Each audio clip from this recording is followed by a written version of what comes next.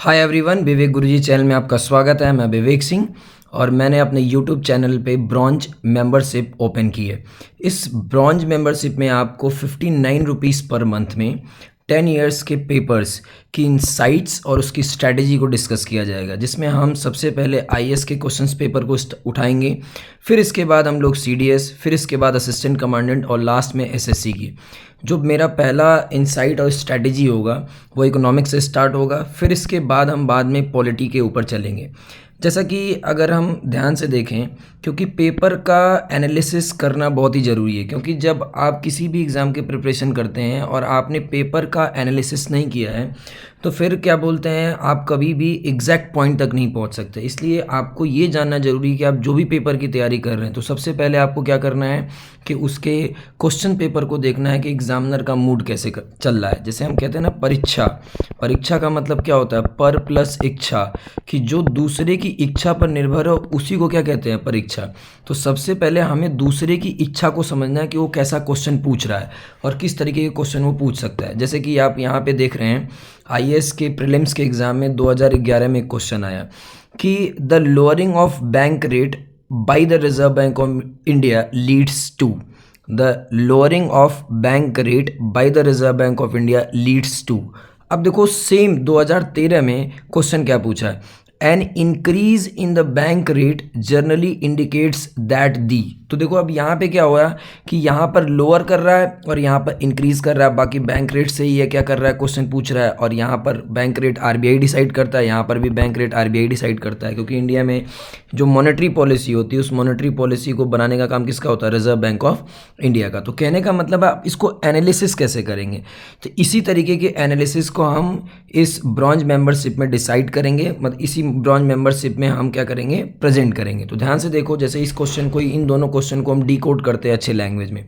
जैसे कि आपको सिंपल सा पता है कि अपने इंडिया में क्रेडिट एंड मॉनेटरी पॉलिसी बनती है, ठीक है। और क्रेडिट एंड मॉनेटरी पॉलिसी को जो बनाने का काम है वो किसका काम है, रिजर्व बैंक ऑफ इंडिया का। रिजर्व बैंक ऑफ इंडिया इसको हर 2 महीने पे बनाती है, बाई मंथली। एक्चुअली में ये क्रेडिट एंड मॉनेटरी पॉलिसी क्या होती है, आप पूरा इसको डिकोड करेंगे, एक एक लाइन डिकोड करेंगे, एक एक ऑप्शन को डिकोड करेंगे कि आखिर कहाँ से वो किस तरीके के लिटरेचर को वो चेंज करेगा एग्जामिनर। तो रिजर्व बैंक ऑफ इंडिया आपके देश का सेंट्रल बैंक है, उसके अंदर एक एमपीसी होता है जिसका नाम होता है monetary policy committee. Monetary policy committee तो 2016 में बनी थी, उर्जित पटेल कमेटी के रिकमेंडेशन के बाद इसको बनाया गया था। तो जो रिजर्व बैंक ऑफ इंडिया होती है वो अपनी क्रेडिट एंड मॉनेटरी पॉलिसी बनाती है। अब सबसे बड़ा क्वेश्चन मार्क ये होता है कि भाई ये क्रेडिट एंड मॉनेटरी पॉलिसी होती क्या है। एक्चुअली में इसको अगर हम डिकोड करते हैं तो बहुत सिंपल लैंग्वेज में कैसे डिकोड करेंगे, ध्यान से देखना है कि अगर मान लो कि ये आपकी इकोनॉमी है, ठीक है, सपोज दैट ये कोई गाड़ी का पहिया है। अब इस गाड़ी के पहिए को रन करना है, तो ये गाड़ी का पहिया रन कैसे करेगा, ये रन करेगा एयर सप्लाई से, ठीक है। अब एयर सप्लाई, अगर मान लो कि हम ये मानते हैं कि हमें 30 पॉइंट एयर सप्लाई करनी है, ठीक है, 30 पॉइंट अगर इसमें हवा रहेगी तो ये ऑटोमेटिकली अच्छे से चलेगा। अब गलती से आपने क्या किया कि इसमें 35 पॉइंट हवा भर दी, तो भाई जाहिर सी बात है टायर ख़राब हो जाएगा। और अगर आपने 25 पॉइंट हवा भरी तब भी टायर ख़राब हो जाएगा। अब इसको तो चाहिए 30 पॉइंट ही ना। तो उसी तरीके से क्या होता है कि जो ये गाड़ी का पहिया है उसी तरीके से इस देश की ये इकोनॉमी है। अब जो ये इकोनॉमी होती है ये सप्लाई ऑफ मनी से चलती है, किससे चलती है, सप्लाई ऑफ मनी से चलती है। और सप्लाई ऑफ मनी का मतलब क्या, क्योंकि मनी का मतलब क्या है, what do you mean by money. Money का सिंपल सा मतलब है medium of exchange, medium of exchange. अब आप भी ये भी क्वेश्चन करेंगे कि भाई ये मीडियम ऑफ एक्सचेंज का क्या मतलब होता है, तो मीडियम ऑफ एक्सचेंज का मतलब है कि गुड्स एंड सर्विस का एक्सचेंज, कि जितनी भी गुड्स एंड सर्विस बनती है, प्रोड्यूस होती है, उसका जो एक्सचेंज होता है वो मनी से ही होता है। तो जो मनी का फ्लो है वो होना चाहिए इकॉनमी में।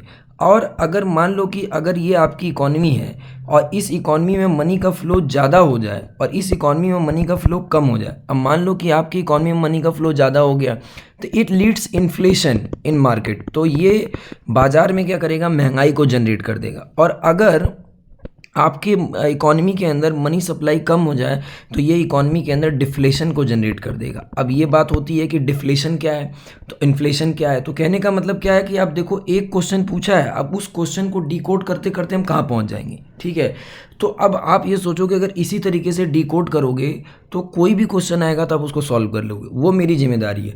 हाँ भाई, कहते हैं ना कि दुनिया में अगर आपको कोई भी चीज़ आती है तो वो काम आप फ्री में नहीं कर सकते, तो हमने बहुत ही मिनिमम कॉस्ट रखा है 59 रुपीज़, क्योंकि root cause of everything is money. दुनिया में हर चीज़ का रूट कॉज क्या है? मनी।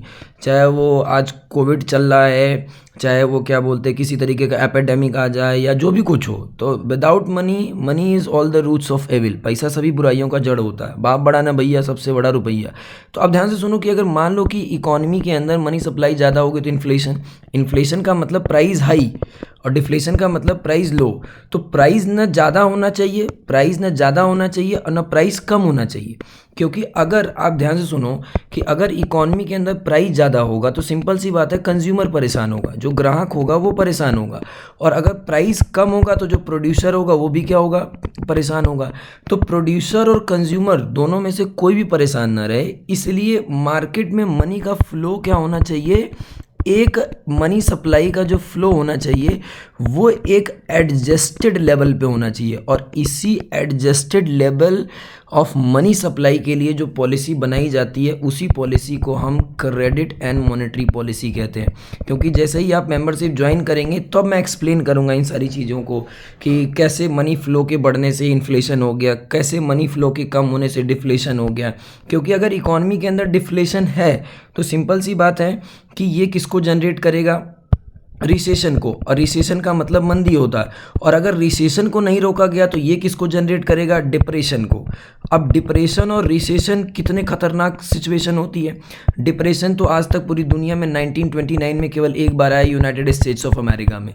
और दोनों ही चीज़ों में क्या होता है? अनएम्प्लॉयमेंट बढ़ती है, मार्केट में डिमांड कट होती है, जो कंपनियां हैं वो लॉकआउट हो जाती हैं, ठीक है ना। तो इस तरह ग्रोथ जो है वो नीचे चला जाता है, डेवलपमेंट नीचे चला जाता है, तो ये सारी सिचुएशन आ जाती है। तो अब ये सारा चीज़ ना हो, ना डिफ्लेशन हो ना इन्फ्लेशन हो, उसके एडजस्टमेंट के लिए जो पॉलिसी बन रही है उसी को क्या कहते हैं? Credit and monetary policy.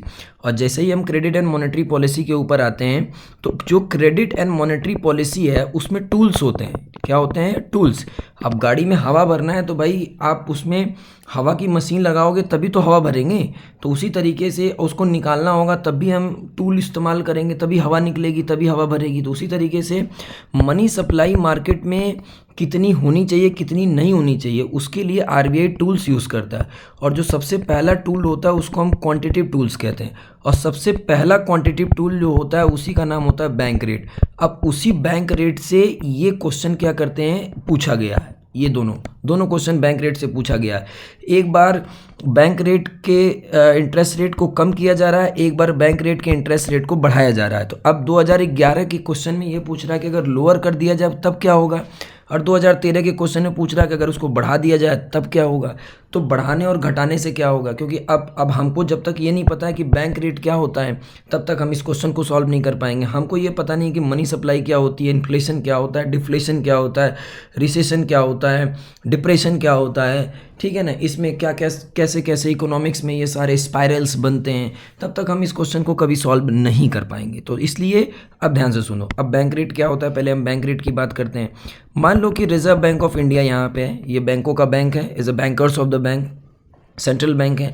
और यहाँ पे हमने एक एग्जांपल ले लिया बैंक है, ठीक है। मान लो कि ये स्टेट बैंक ऑफ इंडिया। अब स्टेट बैंक ऑफ इंडिया को पैसे की जरूरत है तो ये किसके पास जाएगा? रिजर्व बैंक ऑफ इंडिया के। अब रिजर्व बैंक ऑफ इंडिया इसका थोबड़ा देख के तो इसको पैसा देगा नहीं, ये इसे इंटरेस्ट चार्ज करेगा। तो इसी इंटरेस्ट रेट को हम बैंक रेट कहते हैं। अब ये इंटरेस्ट रेट जो होगा, क्योंकि आपको पता है PRT upon 100, principal rate time upon 100, ये तो सभी को पता है कि बिना इंटरेस्ट रेट के कोई किसी को लोन नहीं देगा, ठीक है। तो आरबीआई इंटरेस्ट रेट चार्ज करेगा। तो जो इंटरेस्ट रेट है उसी इंटरेस्ट रेट को हम बैंक रेट कहते हैं। अब सिंपल सी बात है, अब एक एग्जांपल लो कि अब हम ये इफेक्ट देखते हैं कि मान लो कि हमने एक सिंपल सा एग्जांपल लिया कि यहाँ पे हमने एक एग्जांपल लिया कि यहाँ पर रिजर्व बैंक ऑफ इंडिया है और यहाँ पे हमने एक एग्जांपल ले लिया बैंक है, bank and reserve Bank of India.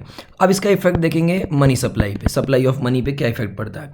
अब मान लो कि जो बैंक रेट है, अगर बैंक रेट है, अगर इस बैंक रेट को reserve Bank of India increase कर दे तो भाई बैंक को भी ज़्यादा ब्याज दर पर लोन मिलेगा। अब बैंक जब अपने कस्टमर को लोन देगा तो उसका भी इंटरेस्ट रेट क्या कर देगा, बढ़ा देगा, क्योंकि आरबीआई ने इंटरेस्ट रेट बढ़ाया तो बैंक ने भी इंटरेस्ट रेट बढ़ा दिया। और जब बैंक इंटरेस्ट रेट बढ़ाएगा तो आपको जो लोन मिलेगा वो भी ज़्यादा ब्याज दर पर मिलेगा।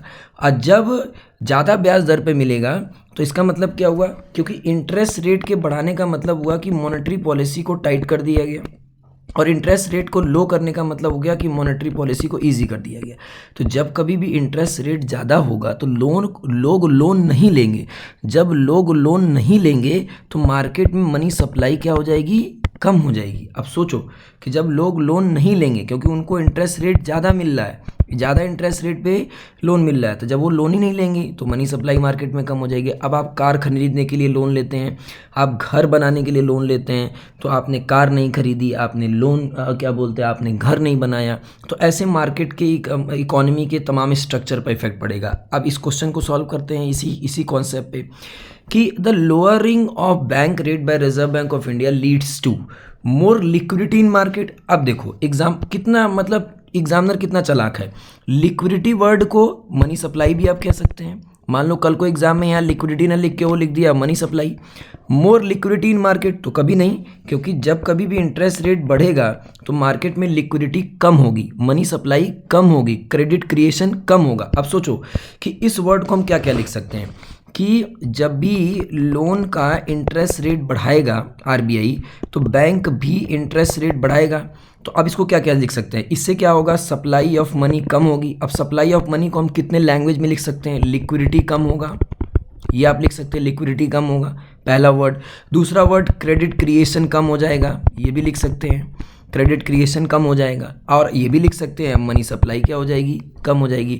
तो अब सोचो कि इस ऑप्शन में वो क्या क्या लिख सकता है, हर जगह लिख सकता है, ठीक है, कि मोर लिक्विडिटी इन मार्केट, क्योंकि जब कभी भी इंटरेस्ट रेट क्या होगा, इंक्रीज होगा तो मनी सप्लाई कम हो जाएगी, लिक्विडिटी कम हो जाएगी, क्रेडिट क्रिएशन कम हो जाएगा। लेकिन जैसे ही इंटरेस्ट रेट बढ़ेगा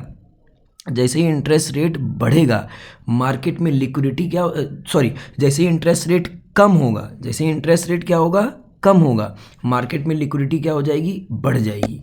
तो यहाँ पे हम किसकी बात कर रहे थे कि इंटरेस्ट रेट बढ़ाने की बात कर रहे थे, अब हम यहाँ पे घटाने की बात कर रहे हैं। तो ये सारा चीज़ जो नीचे जा रहा था, लिक्विडिटी नीचे जा रही थी बढ़ाने पे, क्रेडिट क्रिएशन नीचे जा रहा था, मनी सप्लाई नीचे जा रहा था। ये मनी सप्लाई के अलग अलग नाम है बस, केवल कुछ है नहीं ये, ठीक है। अब इंटरेस्ट रेट आपने कम कर दिया तो ये सारा ऊपर बढ़ जाएगा। आंसर हमारा क्लियर हो गया कि यहाँ पे मोर लिक्विडिटी इन मार्केट। अब आपको सस्ते ब्याज दर पे अगर लोन मिलेगा तो आप कार लेंगे, आप क्या बोलते हैं, घर बनाएंगे। जब आप कार लेंगे, घर बनाएंगे तो मार्केट में इन्वेस्टमेंट बढ़ेगा तो इकोनॉमी में ग्रोथ बढ़ेगा तो ऑटोमेटिक डेवलपमेंट भी होगा। तो कहने का मतलब है इसी तरीके से हमें डिकोड करना है, हर एक चीज़ को डिकोड करेंगे।